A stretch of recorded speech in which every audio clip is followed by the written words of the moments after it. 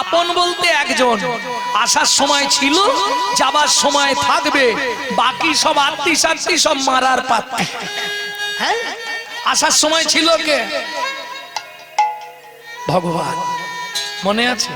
দাঁতে দাঁত দিয়ে ভগবান আমাকে এই যাত্রায় বাঁচাও, ভগবান আমায় বাঁচাও, ভগবান আমায়। আমি কাঁদছিলাম, মাও কাঁদছিল, আমি কাঁদছিলাম, আমার মাও কাঁদছিল। ওপর দিকে পা, নিচের দিকে মাথা, 32টা নারীর বন্ধন, কিমিকিটের কুটকুট কামড়। আমি বলছিলাম ভগবান আমাকে পৃথিবীতে নিয়ে চলো, তোমাকে ছাড়া কিচ্ছু চিনব না। আর আমার মা, ঠাকুর এই যন্ত্রণা সহ্য করতে পারছি না, ভগবান একটু কৃপা করো, একটু দয়া করো। যেই খালটা পার হয়ে গেলাম কুমির,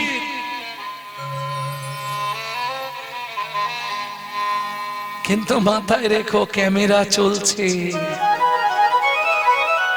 তুমি যা করছো তাই ধরা পড়বে, এটা বুঝতে হবে।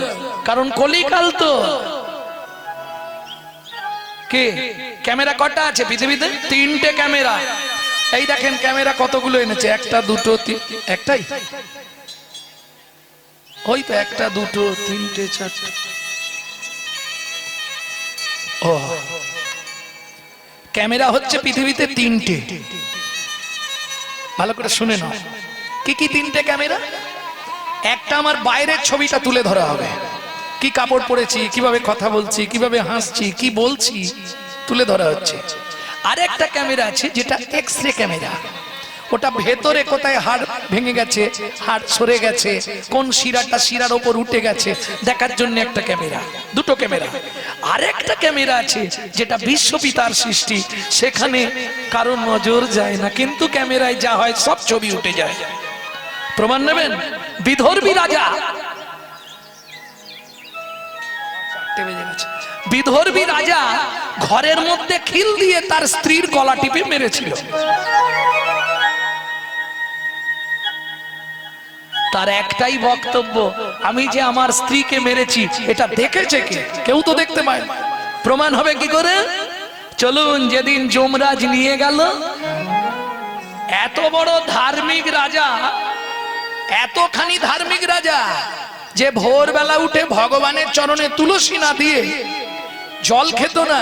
কি সেদিন মতিভ্রম হলো, এক চড় দিয়েছে স্ত্রীর গালে, স্ত্রী ছটফট করে মরে গেছে। তবে ঘরে খিল দেওয়া ছিল, কেউ দেখেন। যখন যমের কাছে গেল, বিচার হচ্ছে, এত বড় ধার্মিক রাজা, তাকে যমরাজের দূতেরা তুলে নিয়ে গেছে।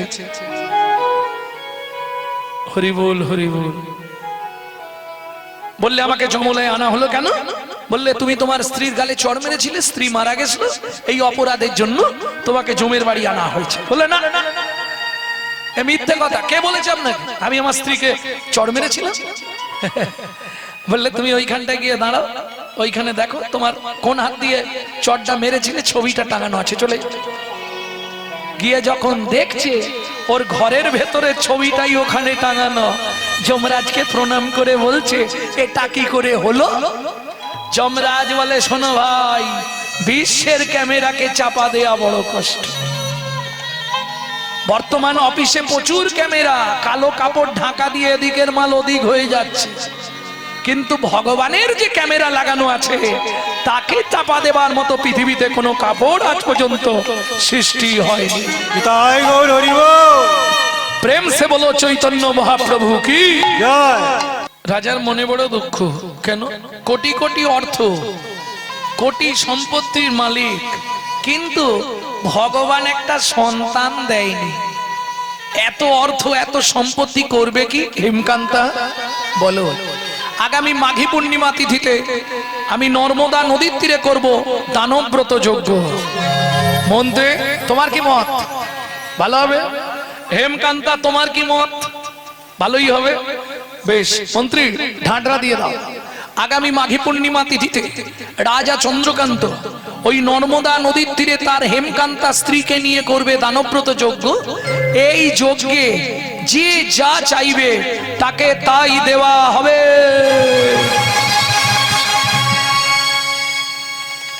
ও মায়েরা, সেই দিন না যে আসতে, যে মধ্যবিত্ত ছিল সেও ভিখারি সেজে নিয়েছে। কেন জানে একটু মোটামুটি? হ্যাঁ হ্যাঁ, ও মা, এই তো সমাজ কলিযুগের এটাই নিয়ম তো।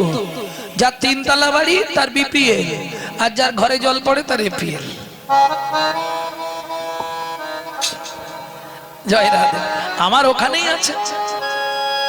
তবে দেখবেন যেদিন মানুষ ভিখারি সাজে সেদিন মানুষের কিন্তু মন ভালো থাকে। যার জন্য এত তিথি থাকতে মহাপ্রভু দোলের দিন জন্মালেন। কেন? কোটিপতি লোক, ওই দিন কোটিপতি লোক সকালবেলা ঘুম থেকে উঠে বললে, গিন্নি কি আমার একটা ছেঁড়া জামা দাও তো, শালা রাস্তায় বেরোলেই সব রং দেবে। মহাপ্রভু বললেন, যেদিন হিন্দু সনাতন ধর্ম অবলম্বীরা ভিখারির সাজে সাজবে সেদিন আমি পৃথিবীতে জন্ম নেব, জন্ম নিয়ে প্রমাণ করে দেব আমি ধনীর ঠাকুর নয়, আমি কাঙালের ঠাকুর। বুঝে নেওয়া গেল? এত তিথি থাকতে মহাপ্রভু ওইটাই বেছে নিলেন। সবাই সেদিন কাঙালের মতো দেখবে, সব রং ভং মেখে ছেঁড়া ছুরি জামা কাপড় পরে, তাই না? হরি বল। মন্ত্রে সব এনেছো তো? যা যা বলেছিলাম ফাঁক দাওনি তো? ঘরের কথা ভাবতে গিয়ে তার কথা চিন্তার হয়। কিন্তু মনে রেখো, তোমার ঘরের চাবিটা কিন্তু তোমার কাছে নেই। কেন? আচ্ছা, তোমার যদি চাবি তোমার কাছে থাকে, তোমার যদি ঘর হয়, তুমি আমাকে বলো তোমার ঘরে দরজা কবে খুলেছিল? কি গো হবে? যদি কেউ বলতে পারেন, দেখুন চেষ্টা করে, তোমার ঘরের দরজাটা কবে খুলেছিল? বলতে পারবেন না। কেন? মায়ের পেটে থাকাকালীন দরজা খুললে তবে বাচ্চা বাইরে আসার জন্য ছটফট করে। দরজা খুলে গভীর রাত্রি, রাত্রি 12টার পর দেখবেন, যারা মা হয়েছে জেনে নেবেন, রাত্রি 12টার পর পেটে লাথি মারা শুরু হয়। তাহলে বুঝে নেওয়া গেল কোন তারিখে ঘরের দরজা খুলেছে এটা মাও বলতে পারবে না, কবে পৃথিবীতে এসেছি সেটা বলতে পারবে, তাই তো? তাহলে দরজা খোলার ডেট বলা যাবে না।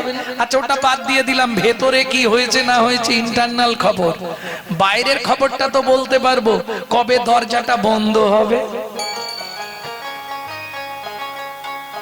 কেন না পারবো না? আরে তুমি পারবে না কেন?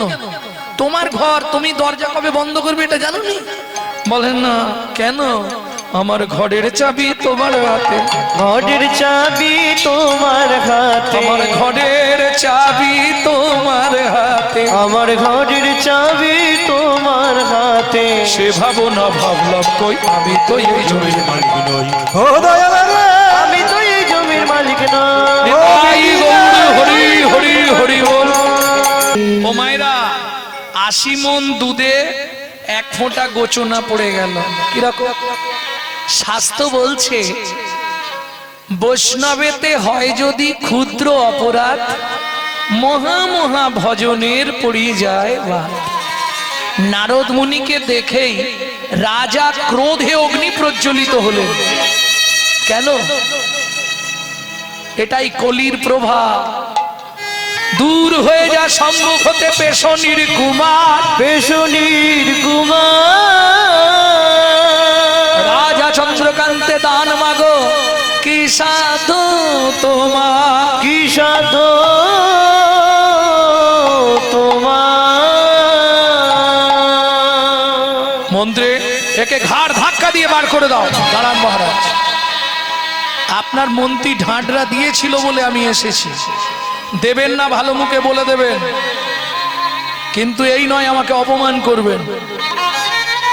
তুমি রাজা চন্দ্রকান্তের মুখের সামনে দাঁড়িয়ে কথা বলছো, এত বড় স্পর্ধা তোমার? শুনুন মহারাজ, আমি চলে যাচ্ছি, তবে যাবার আগে একটা কথা বলে যাই, সারাদিন যে পুণ্য করলেন এই পুণ্যটা পাপে পরিণত হয়ে গেল। শুধু তাই নয়, আর একটা কথা আপনাকে বলে যাই, যে মহাপাপ আজকে আপনি আমার সঙ্গে করলেন, যে চণ্ডালের মতো ব্যবহার আপনি আমার সঙ্গে করলেন, আগত জন্মে আপনাকে নিঃশ্বাস খুলে চণ্ডালের ঘরে জন্ম নিতে হবে। ও মায়েরা, নারী পারে বাঁচাতে আর নারী পারে মারতে। যেই এই কথা বলে দিয়েছে, পাশেই দাঁড়িয়েছিল রাজা চন্দ্রকান্তের স্ত্রী হেমকান্তা দেবী। ছুটে গিয়ে দেখলো একটাই পথ, ছুটে গিয়ে নারদ মুনির চরণে আছাড় খেয়ে পড়ল।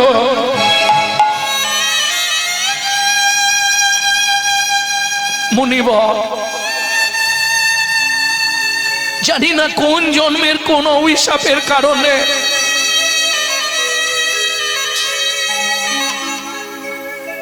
মহাপাপ ফল ভোগ করছি। মুনিবর,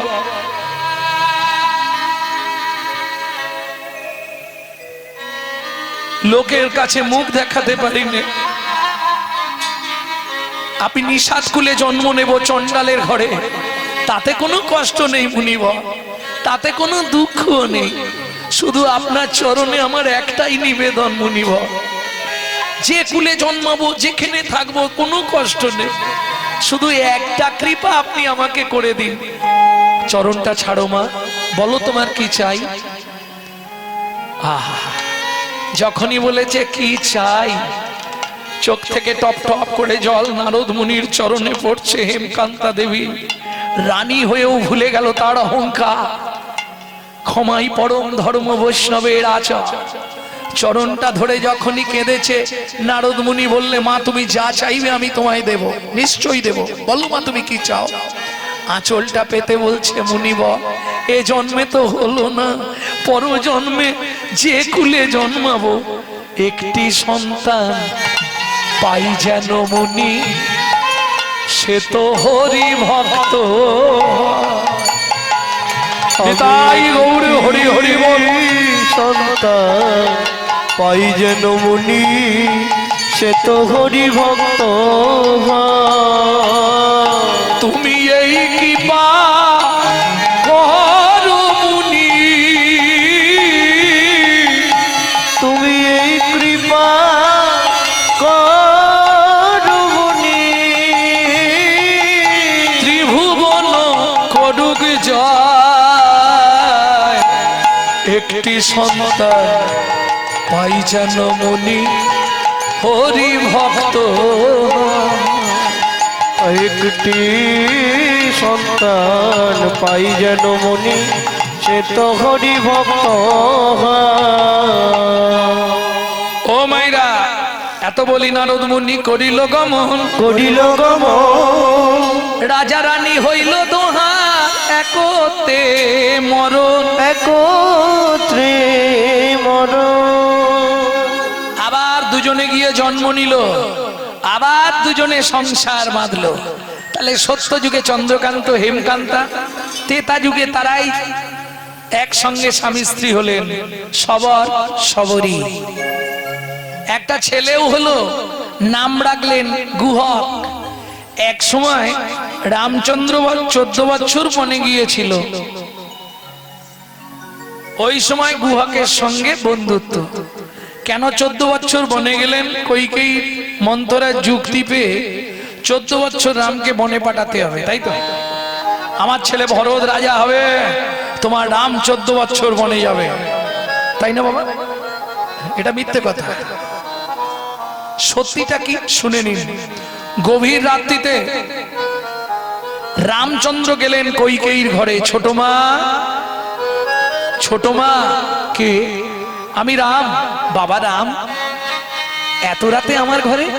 ছোট মা, কাল থেকে আমার পায়ে বন্ধন পড়ে যাবে, আমার পায়ে বাবা বেড়ি দিয়ে দেবে। 14 বছর, আহা, এই অযোধ্যার রাজ সিংহাসনে আমাকে বসতে হবে। কিন্তু ছোট মা তুমি তো জানো এই রাজ্যের দায়িত্ব নেবার আমার ইচ্ছা নেই। হ্যাঁ, তা কি করবি? তুমি শুধু একটা উপকার করে দেবে, তুমি বাবাকে বলবে আমার ছেলে ভরত রাজা হবে, রাম রাজা হবে না। কেমন? আর একটা কথা বলবে যে 14 বছর রামকে বনে পাঠিয়ে দিতে হবে। না, এই মহাপাপ আমি করব না। তোর কথা শুনে করব, জগৎ আমার গায়ে থুতু দেবে, তোর গায়ে নয়। ছোট মা, এই উপকারটা যদি তুমি করে দাও, তোমার আমি একটা উপকার করে দেবো। কি করবি? শোনো, তুমি যদি আমার এই উপকার করো, বাবাকে বলে আমাকে 14 বছর বনে পাঠিয়ে দাও, তাহলে কথা দিচ্ছি মা, পরজন্মে তোমার গর্ভে জন্ম নেব, তোমার গর্ভে জন্ম নেব, তোমার গর্ভে জন্ম নেব, তোমার গর্ভে জন্ম নেব। তুমি দেব কি হবে আমি কৃষ্ণ হব, তোমার গর্ভে জন্ম নেব। তুমি দেব কি হবে আমি কৃষ্ণ হব, তোমার গর্ভে জন্ম নেব। সত্যি কৃষ্ণ, সত্যি রাম? হ্যাঁ, কথা দিলাম। মাথা ছুঁয়ে বল। তাই বললাম। বেশ, কিন্তু একটা সত্যি কথা বলবি রাম। কি? হ্যাঁ রে, 14 বছর তুই বনে যাবি, কারণ কি? সেখানে কি আলাদা করে সংসার টংসার করবি? কি বলছো ছোট মা? না না, তাহলে যাবি কেন? শিব দুর্গার বিয়েতে পৌরোহিত্য করতে গিয়ে ব্রহ্মা অতি কলুষিত হয়ে পড়েছিল বালির ওপর। 60,000 বালির গায়ে লেগেছিল। তারা জন্মগ্রহণ করেছিল 60,000 বাল্যখিল্য মুনি। রামচন্দ্র অবতারে 14 বছর ধরে ওই 60,000 মুনিদের আমি উদ্ধার করব। এইবার চলুন, পরের দিন সকালবেলা রাম লক্ষণ সীতা বেরোলেন। ও মায়েরা, সন্ধে হয়ে গেল গঙ্গার ধারে আসতে। গঙ্গা পার হলে তবে পঞ্চবটী বন। গাছের তলায় রাম সীতাকে বসিয়ে লক্ষণ রাম মানস পাঠ করছে, মানে যার কথা তাকেই পাঠ করে শোনাচ্ছে। অনেক ভক্তও এসেছে। তা সবার যখন শোনা শেষ হয়ে গেছে, একজন খুব দিন দুঃখী কাঙাল গরিব মাঝি, পাটনি মানে বোঝেন তো? পাটনি বোঝেন না? ঘাটের পাটনি মানে মাঝি, কিবট। ও এসেছে।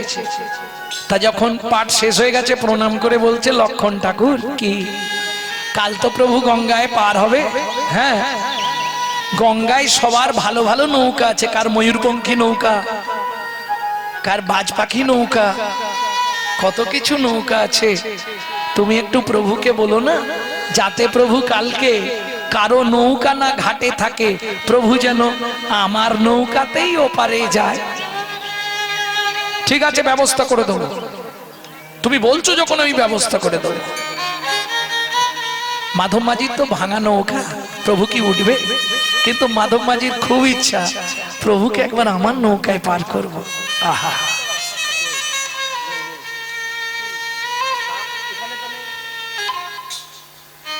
খুব ইচ্ছা। এইবার চলুন, ঘাটে এসেছে। ঘাটে পৌঁছে গেছে রামচন্দ্র। সকাল বেলায় ডাক দিয়েছে, ও মাঝি, মাঝি, ও মাঝি, আরে তোরই ঘাটে নিয়ে এসো, ওপারে যাব। ও মাঝি। মাধব মাঝি মুখ ঘুরিয়ে বসে আছে, শুনছে কিন্তু সাড়া দিচ্ছে না। লক্ষণ এবার রেগে গেছে। কালকে আমাকে অত করে নিজেই বলে এলো যে কারো নৌকা না থাকে আমি সেই মতন ঘাটে একটাও নৌকা রাখিনি, আর আজকেও মুখ ঘুরিয়ে বসে আছো, কি শুনতে পানি কালা নাকি? এই মাঝি। রামচন্দ্র বলছে, লক্ষণ, প্রত্যেকের সম্মান আছে, এই মাঝি বলতে নেই। মাঝি বলে জোর দিয়ে ডাকো, সাড়া দেবে। ও মাঝি। হ্যাঁ, কি এতক্ষণ আসতে, এতক্ষণ যে প্রভু তোমায় ডাকছে তুমি শুনতে পাওনি? বলে হ্যাঁ। তুমি শুনতে পাচ্ছিলে? বলে প্রথম থেকেই শুনতে পাচ্ছি। তাহলে সাড়া দাওনি কেন? বলে কিছু মনে করো না লক্ষণ ঠাকুর, প্রভুকে একটা শিক্ষা দেবো বলে সাড়া দিইনি। তুমি প্রভুকে শিক্ষা দেবে? হ্যাঁ। রামচন্দ্র বলে, আচ্ছা মাধব, তুই আমায় কি শিক্ষা দিবি শুনি একটু। প্রভু, তোমাকে এটাই বোঝাতে চাইলাম, তুমি কতবার ঘাটে দাঁড়িয়ে ডাকছো, আমি সাড়া দিচ্ছি না, তোমার ভেতরটা কেমন হচ্ছে? তুমি অনুভব করো, কত জীব নিত্য নিত্য ভবসিন্ধু পাড়ের ঘাটে গিয়ে যখন তোমাকে বারবার ডাকে, তুমি তাদের ডাকে যখন সাড়া না দাও, তুমি অনুভব করো প্রভু তাদের ভেতর কেমনই হয়, তাদের ভেতরে কেমনই হয়, তাদের ভেতরে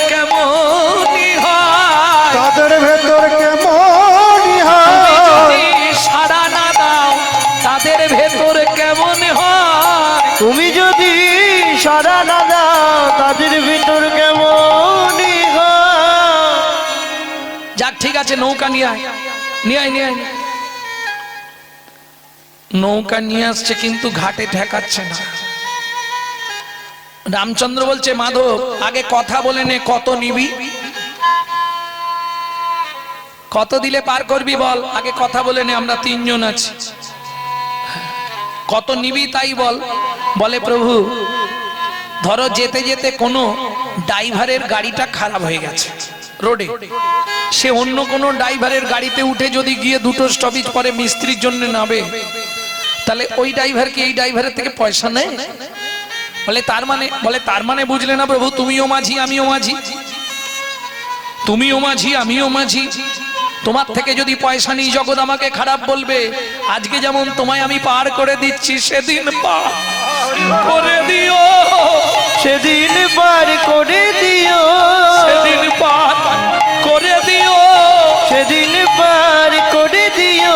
আমার কাছে হয়তো কিছুই থাকবে না, সেদিন পার করে দিও, সেই হয়তো কিছুই থাকবে না। বলি আয় রে মাধব আয় রে বলে, হয়তো কিছুই থাকবে না।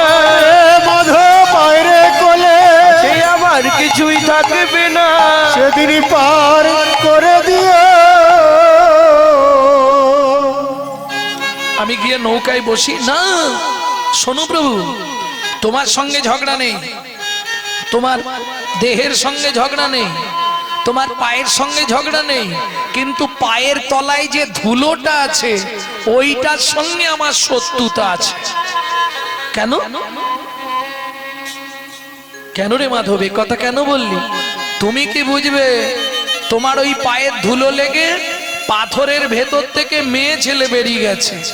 এখন প্রভু আমার নৌকাটা যদি মেয়ে ছেলে হয়ে যায়, বাড়িতে এমনি স্ত্রী আছে, আবার এটাও যদি মেয়ে ছেলে হয়ে যায়, আমার সংসার তো চলবেই না, আর দুজনে মিলে আমাকে মেরে ফেলবে।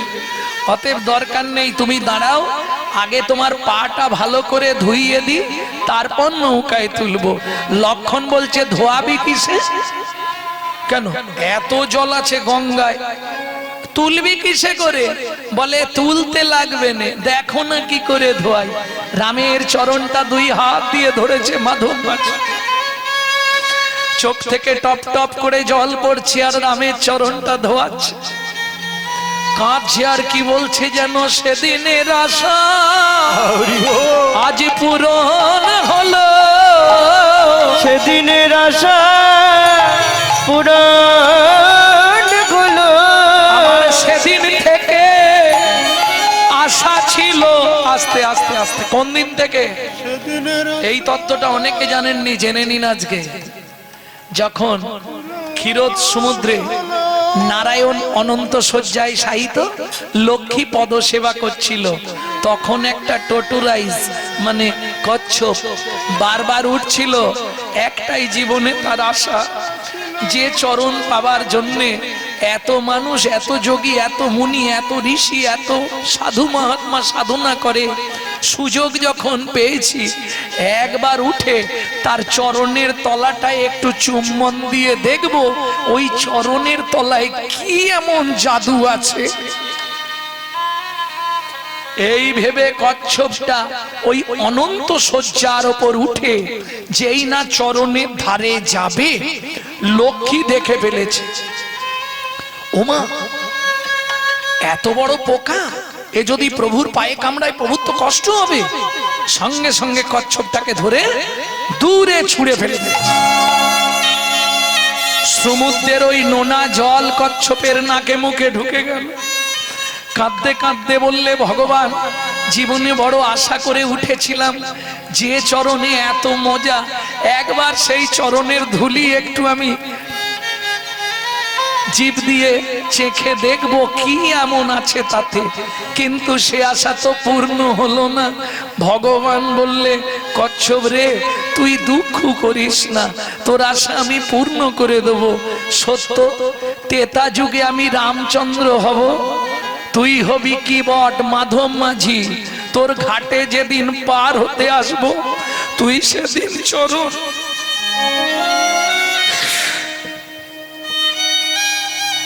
তুই সেদিন চরণ হরি বল। ধোবাইয়ে দিবি, তুই সেদিন চরণ ধোয়ায়ে দিবি, তুই সেদিন চরণ ধোবাইয়ে দিবি, তুই সেদিন চরণ ধোয়ায়ে দিবি। ওরে আজের আশা সেদিন পূর্ণ করবি, তুই সেদিন চরণ ধোবাইয়ে দিবি। আজে আশা পূর্ণ করবি, ও মাধব তোরে কথা দিলাম, আজের আশা পূর্ণ করবি, মাধব তোরে কথা দিলাম, আজের আশা পূর্ণ করবি। সেদিন আশা পূর্ণ করবি। ও মায়েরা, চরণটা ভালো করে ধুইয়ে কোলে করে নিয়ে গিয়ে রামচন্দ্রকে পা তুলতে দিচ্ছে না, পা ঝুলিয়ে বসেছে। রাম যখন পা ঝুলিয়ে বসেছে, গঙ্গা দিয়ে যাচ্ছে, গঙ্গা তো এবার উতাল তরঙ্গ উঠছে। কেন? যতই হোক বহুদিন পর বাবা যদি মেয়ের বাড়ি আসে, মেয়ের আনন্দ হবে না? কি গো, ভগবানের চরণ ঘেমে গঙ্গা, তাহলে বাবা বাবা মেয়ের বাড়ি এলে মেয়ের আনন্দ হবে না? উতাল তরঙ্গ, বাপরে বাপ। ওদিকে মাধব মাঝি চিৎকার করছে আর দাঁত টানছে, কি বলে? তরি চলে হেইয়া হেইয়া হেইয়া আরে তোরি চলে হেইয়া হেইয়া হেইয়া রে, চলে হেইয়া হেইয়া হেইয়া রে, তোরি চলে হেইয়া হেইয়া হেইয়া রে। শক্ততে ধরে হাল কাঁদে মাধব মাঝি রে, হেইয়া হেইয়া হেইয়া রে, তোরি বলে চলে এতদিনের আশা মোর পূরণ হইল রে, চলে হেইয়া হেইয়া হেইয়া রে। তোরি চলে ও মায়েরা, ইচ্ছা করে নৌকাটাকে মাধব মাঝি পা দিয়ে দাপাচ্ছে আর টলাচ্ছে। কেন? এরম এরম হচ্ছে। ভগবান বলছে, কি করছিস রে মাধব? বলে, তোমাকে শিক্ষা দিচ্ছি। তুমি দেখো, তুমি যখন নৌকায় পার করার সময় এই রকম করো, তখন মানুষের মনের মধ্যে কেমন ভয় জাগে। তাড়াতাড়ি ঘাটে এসে গেছিস তো ঠেকিয়ে দে না। লক্ষণ বলছে, তুই ঘাটের ধার দিয়ে 3 বার গেলি, ঘাটে নৌকা ঠেকাচ্ছিস কেন? বলে, এটাও প্রভুকে শিক্ষা দিলাম। ও প্রভু, শুনে রাখো, এটা কি শিক্ষা দিলাম জানো? তুমি ঘাটের ধার দিয়ে চলে যাও, তবু ঘাটে তরি ভেড়াও না। যারা পরে আসে তারা আগে যায়, যারা আগে আসে তারা পরে যায়। ঘাটের ধার দিয়ে যাও, কিন্তু তরি ভেড়াও না। তোমায় শিক্ষা দিলাম, নৌকায় যারা থাকে, ঘাটে যতক্ষণ না খেয়া ভিড়ছে, ততক্ষণ তাদের মনে শান্তি হয় না প্রভু। কেমন? তাহলে মাধব, তুই আমায় কি শিক্ষা দিলি? বলে, শিক্ষা এটাই, আমি যেমন ঘাটে ভিড়িয়ে দিচ্ছি, তুমি সেদিন এদিক ওদিক না করে নিয়ে গিয়ে সরাসরি ঘাটে ভিড়াইয়ে দিও, সরাসরি ঘাটে ভিড়াইয়ে দিও, সরাসরি ঘাটে ভিড়াইয়ে দিও, সরাসরি ঘাটে ভিড়াইয়ে দিও। আমি আর কিছু চাইবো না গো, ভিড়াইয়ে দিও। এই কথাটার কিন্তু একটা গোপন মানে আছে। বুঝলেন কি না বুঝলেন? বুঝেছেন না? মাধব বলছে, তুমি শেষের দিনে আমাকে সরাসরি ঘাটে ভিড়িয়ে দিও, মানে ওই বিছানায় ফেলে 6 মাস ধরে 1 বছর ধরে যেন আমায় কষ্ট দিও না। কেমন? তুমি সরাসরি ঘাটে ভিড়িয়ে দিও, যা নাবাবে তরি একদম নিয়ে গিয়ে ঘাটে ঠেকিয়ে দিও। আমি আর কিছু চাইবো না গো, সরাসরি ঘাটে ভিড়াইয়ে দিও। আমি আর কিছু চাইবো না গো, সরাসরি এই ঘাটে। মিনতি জানাইলা, আর কিছু চাইবো না গো, বিনতি জানাইলাম, আর কিছু চাইবো না গো, সরাসরি ঘাটে ঘাটে ভিড়াইয়ে দিও। যেই না নৌকা গিয়ে ঠেকেছে, এবার নাঙরটা তো ঠেকাতে মাধব মাঝি নেমেছে, আর যেই নাঙরটা লাগাতে নেমেছে সেই সুযোগে রামচন্দ্র তরণীর ওপর দাঁড়িয়ে পড়েছে।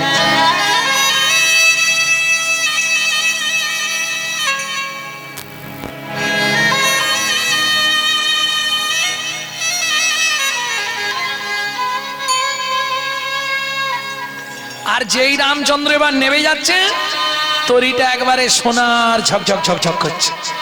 মাধব মাঝি ছুটে এসেছে, প্রয়োজন নাই, আমার এসব প্রয়োজন নাই প্রভু, তুমি কেন এটা করলে? মাধব, অনেক দিনের ইচ্ছা ছিল, তুই বড় গরিব, তোকে এটা দিয়ে গেলাম, এটাতেই তো সংসার চলবে। না প্রভু, নেব না। ত্যাগ, দেখুন গঙ্গায় এই নৌকা আমি ভাসিয়ে দিলাম, যদি দিতেই হয় প্রভু তোমার রাঙা চরণ দুটো আমার হৃদয়ে দাও গো।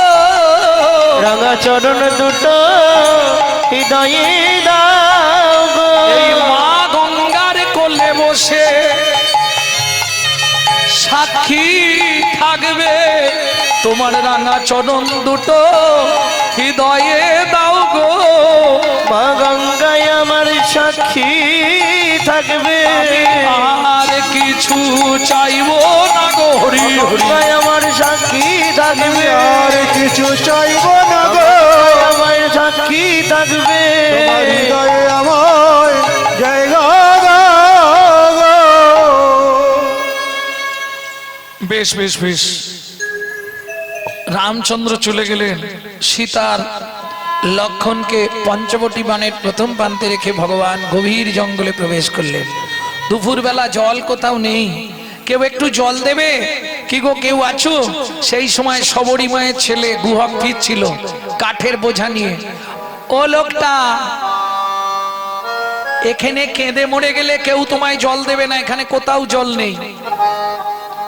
ভগবান রামচন্দ্র বলছে, খুব পিপাসা লেগেছে, ছাতি ফেটে যাচ্ছে, গলা শুকনো হয়ে গেছে, একটু জল দাও না। দে, তুমি কথা বোঝো না, এখানে কোথাও জল নেই। আচ্ছা দাঁড়াও, দেখছি।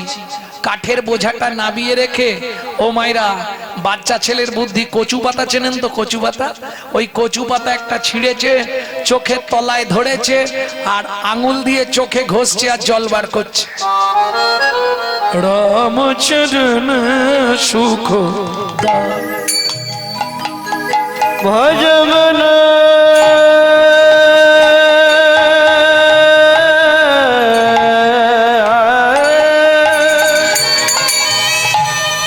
ভজমন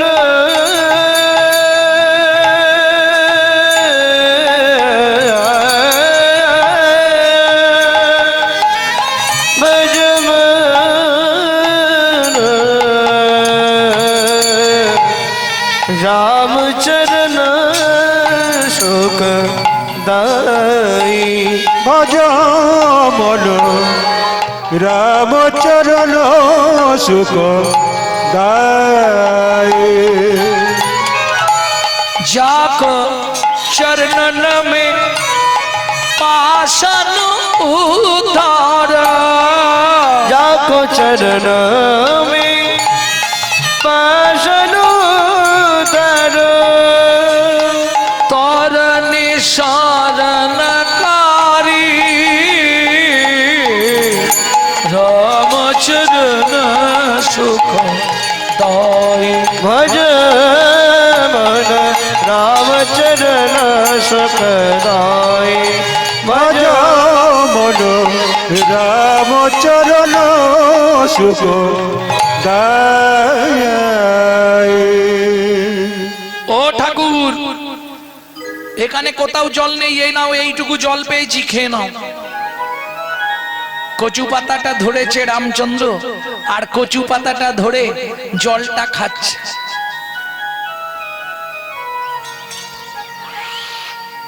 হ্যাঁ রে খোকা, এটা কি জল রে?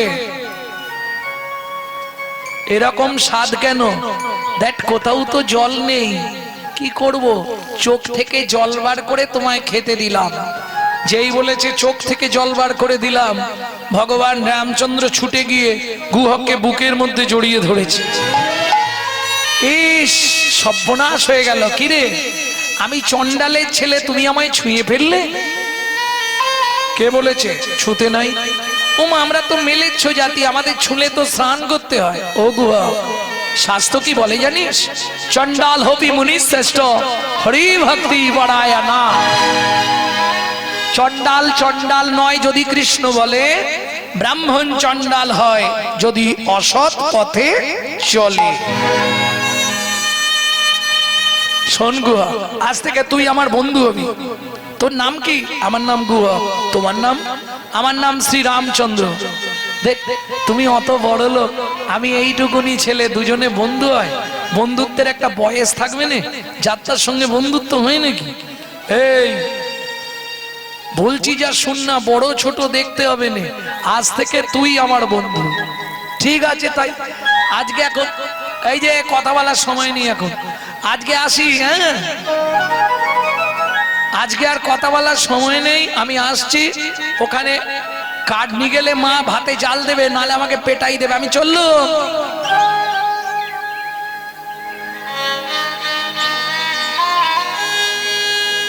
এসে কাঠের বোঝাটা নাবাচ্ছে আর মা ছুটে এসছে। গুহা,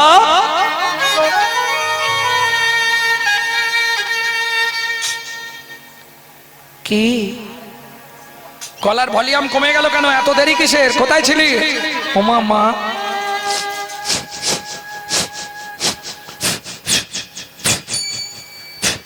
এ গুহা, এ কিসের গন্ধ উঠছে রে? হ্যাঁ, ওমা বলছি তো, শুনবে তো। একটা লোক না কাঁদছিল জল জল করে, তাকে চোখের জল খাইয়েছিলাম, সে আমাকে জড়িয়ে ধরেছিল, তার গায়ে এইরকম গন্ধ। সবরী মায়ের মাথা গেল ঘুরে, মৃগনাভি কস্তুরীর গন্ধ। এ তো স্বয়ং ভগবানের অঙ্গ ছাড়া ত্রিভুবনে কারো অঙ্গে এমন গন্ধ হয় না। আরে গুহা, তার নাম কিছু বলেছে? নামটা বলেছিল মা, ভুলে গেছি, তবে চন্দ্রটা মনে আছে। তাহলে কি একে চন্দ্র? না, আমচন্দ্র, আম নয়, আম নয়, রামচন্দ্র। সবরী মায়ের মাথা গেল ঘুরে। কেন? সবরী মা হচ্ছে মতঙ্গ মুনির শিষ্য, যাদের আরাধ্য ভগবান হলেন রামচন্দ্র। প্রেম সে বলো ভগবান রামচন্দ্র কি জয়। হরে খোকা, কি তোর বন্ধুকে একবার এনে দেখাতে পারবি আমাকে? তুমি যদি বলো দেখানো যাবে, তাহলে দু একটা মিথ্যে কথা বলতে হবে। পরের দিন গুহক, ও মাইরা, পরের দিন গুহক মাঠে গেছে। মাঠে গিয়ে খেলার বন্ধুদের সবাইকে পাঠিয়ে দিয়েছে, সন্ধে পর্যন্ত একাই বসে আছে।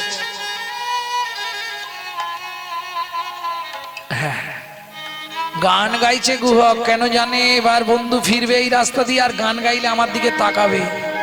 রামচন্দ্র গান শুনতে খুব ভালোবাসে। আহা, এই গানটি যদিও আমার দাদুর দাদুর শশীভূষণ চক্রবর্তী, কিন্তু আমি শিখেছি আমার মায়ের কাছ থেকে। মা যাওয়ার আগে কতগুলি গান শিখিয়ে দিয়ে গেছে।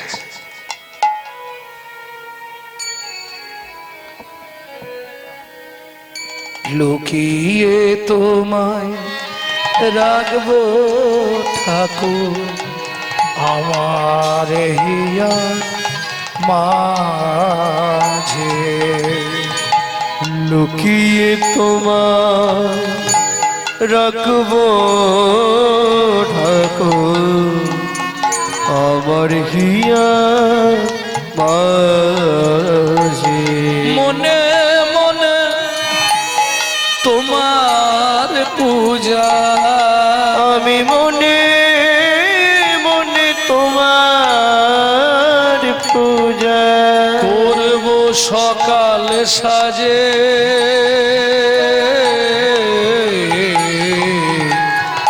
আমার হিয়া মাঝে।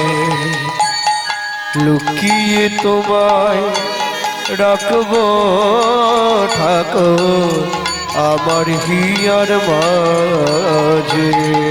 লুকিয়ে তোমায় রাখবো ঠাকুর আমার হিয়ার মাঝে নাই বা যদি দেবদাসীরা তোমার মাথায় চামর ঢুলা নাই বা যদি দেবদাসীরা তোমার মাথায় চামর বলো ক্ষতি কি তাই শঙ্খ ঘণ্টা বলো ক্ষতি কি তাই শঙ্খ ঘণ্টা নাই বা যদি বাজে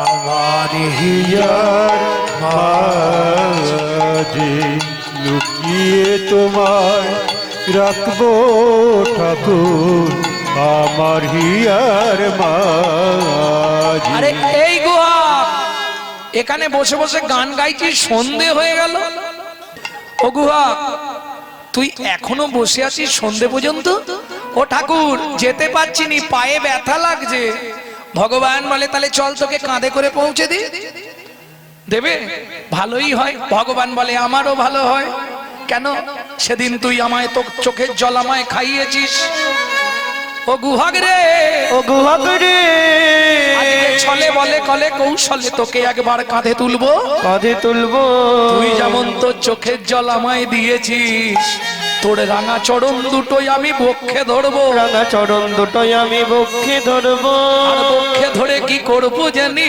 কি করবো জানি আমি নয়ন জলে ধুয়াইয়ে দেব নয়ন জলে ধুয়াইয়ে দেব নয়ন জলে ধুয়াইয়ে দেব নয়ন জলে ধুয়াইয়ে দেব তোর সেদিনের ঋণ শোধ করিব নয়ন জলে ধুয়াইয়ে দেব সেদিনের দিন রোধ করিব বলি গুহাগ রে তোর রাঙা চরণ আমি সেদিন তাই গৌর করিব তোর রাঙা চর সেদিনের দিন শোধ করিব নয়ন জলে ধুয়াইয়ে দেব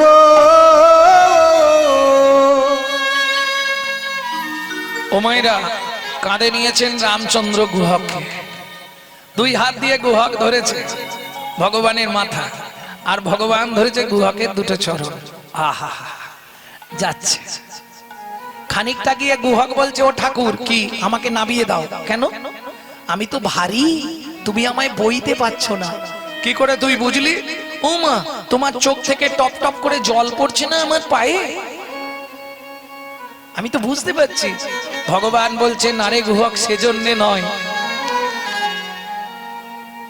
কাঁদছে কেন ভগবান সেদিনে জলে ঋণ শোধ করছে সেটা একটা কারণ আর একটা কারণ আছে সেটা বলবো গুহক আমি কাঁদছি কেন জানিস গুহক কেন ঠাকুর যেদিন ভিগুমুনি আমার বুকে লাথি মেরেছিল ভিগুমুনি আমার বুকে লাথি মেরেছিল ভিগুমুনির চরণটা বুকে চেপে ধরে বলেছিলাম ভিগুমুনি গো ওগো ভিগুমুনি গো তুমি আমায় এই আশীর্বাদ করো শুধু এ জন্মে নয় শুধু এ জন্মে না প্রতি জন্মে একবার করে যেন ভক্তের চরণ ধুলি পাই ভক্তের চরণ ধুলি পাই ভিগুমুনি আমায় আশীর্বাদ করে বলেছিল হে ভগবান হে ভগবান শুধু এ জন্মে নয় তুমি প্রতি জন্মে ভক্তের চরণ পাবে ভক্তের চরণ পাবে ও গুহক রে এ জীবনে